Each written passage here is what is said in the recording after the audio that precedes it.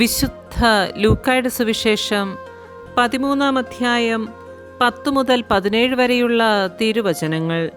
കൂനുള്ള സ്ത്രീയെ സുഖപ്പെടുത്തുന്നു. ഒരു സാപത്തിൽ അവനൊരു സിനഗോഗിൽ പഠിപ്പിച്ചുകൊണ്ടിരുന്നു. 18 വർഷമായി ഒരാത്മാവ് ബാധിച്ച് രോഗിണിയായി നിവർന്നു നിൽക്കാൻ സാധിക്കാത്ത വിധം കൂനിപ്പോയ ഒരുവൾ അവിടെയുണ്ടായിരുന്നു. യേശു അവളെ കണ്ടപ്പോൾ അടുത്ത് വിളിച്ചു പറഞ്ഞു, സ്ത്രീയെ, നിന്റെ രോഗത്തിൽ നിന്ന് നീ മോചിക്കപ്പെട്ടിരിക്കുന്നു. അവൻ അവളുടെ മേൽ കൈകൾ വെച്ചു. തൽക്ഷണം അവൾ നിവർന്നു നിൽക്കുകയും ദൈവത്തെ സ്തുതിക്കുകയും ചെയ്തു.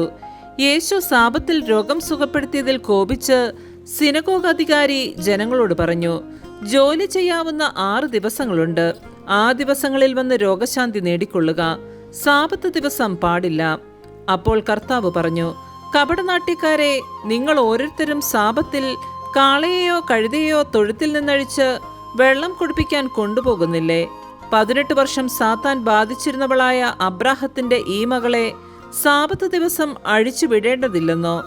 ഇത് കേട്ട് അവന്റെ പ്രതിയോഗികളെല്ലാം ലജ്ജിതരായി. എന്നാൽ ജനക്കൂട്ടം മുഴുവൻ അവൻ ചെയ്തിരുന്ന മഹനീയ കൃത്യങ്ങളെക്കുറിച്ച് സന്തോഷിച്ചു.